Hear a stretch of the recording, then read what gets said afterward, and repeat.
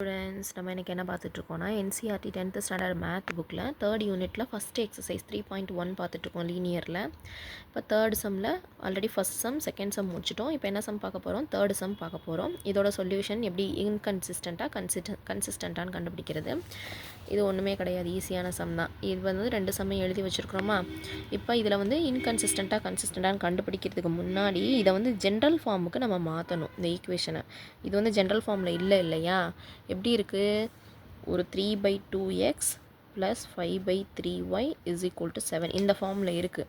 First இதுக்கு LCM எடுத்தோன்னா என்ன வரும்? கீழே 3 இருக்குது, இங்கே 2 இருக்குது. ரெண்டையும் சேர்த்து மல்டிபிள் பண்ணால் 3 2s are 6ன்னு வந்துடும். 6 வச்சுக்கிட்டு இப்போ இங்கே 2 டேபிள் இருக்குன்னா அதை 6 வரைக்கும் சொல்லணும். என்ன ஒரு 1 2 is 2 2 2s are 4 3 2s are 6ன்னு வருது. அப்போ 3 2s areங்கிறத அந்த 3ங்கிற வேல்யூவை கொண்டு போய் இங்கே நியூமரேட்டரில் மல்டிபிள் பண்ணால் என்ன வரும்? இங்கே 3 3s are 9, அப்போ 9xன்னு எழுதிடணும். இங்கே 3 டேபிள் இருக்கா? 3 இருக்குது. 3யை வந்து 6 வர வரைக்கும் சொல்லணும். 1 3 is 3 2 3s are 6. என்ன 3s are 6? 2 3s are 6. அப்போ அந்த 2வை கொண்டு வந்து நியூமரேட்டரில் மல்டிபிள் பண்ணோம்னா 5 2s are 10. அப்போ 10y is equal to 7. இப்போ காமனாக டினாமினேட்டர் எழுதியாச்சு. இப்போ என்ன பண்ணணும்? 9x plus 10y is equal to 6 into 7. இந்த 6 அந்த சைடு கொண்டு போய் மல்டிபிள் பண்ணிடுறோம். 9x plus 10y is equal to 42 அப்படின்னு மாற்றிடுறோம். இன்னும் ஜென்ரல் கரெக்டாக மாற்றணும் அப்படின்னா ப்ளஸ் 42வை இந்த சைடு கொண்டு வந்தால் -42 is equal to 0ன்னு வந்துடும். இதுதான் ஃபஸ்ட்டு ஈக்குவேஷன். செகண்ட் ஈக்குவேஷன் அப்படியே கொடுத்துருக்கு, அதை அப்படி தூக்கி எழுத முடியாது. 9x minus 10y minus 14 is equal to 0. இது செகண்ட் ஈக்குவேஷன். இப்போ இதை வச்சுக்கிட்டு a1/a2 என்ன வேல்யூ வரும்? 9/9 is equal to 1/1.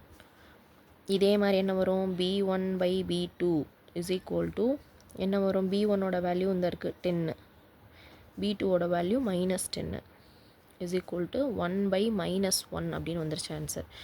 இதே c1/c2 பார்ப்போமா? c1/c2 is equal to c1ஓட வேல்யூ -42 divided by -14. இதில் வந்து ஃபஸ்ட்டு மைனஸும் கேன்சல் ஆகி போயிடும். 1 14s are 14, 3 14s are 42. 3/1ன்னு வருது. ஒன்றுக்கு ஒன்று சம்மந்தமே இல்லாமல் இருக்குது ஆன்சர். இப்போ a1/a2 நாட் ஈக்குவல் டு b1/b2ன்னு வந்துருச்சு. இது இந்த அளவுக்கு வந்துருச்சுனாலே இதே நம்ம என்ன ஆன்சர் டைரெக்டாக எழுதிடலாம். இதாக இருக்க பாருங்கள் condition. a1/a2 not equal to b1/b2னா கோயின்சிடென்ட் அப்படின்னு எழுத கன்சிஸ்டன்ட்னு எழுத போகிறோம். So the given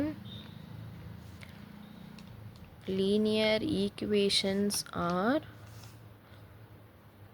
consistent. அவ்வளோதான்.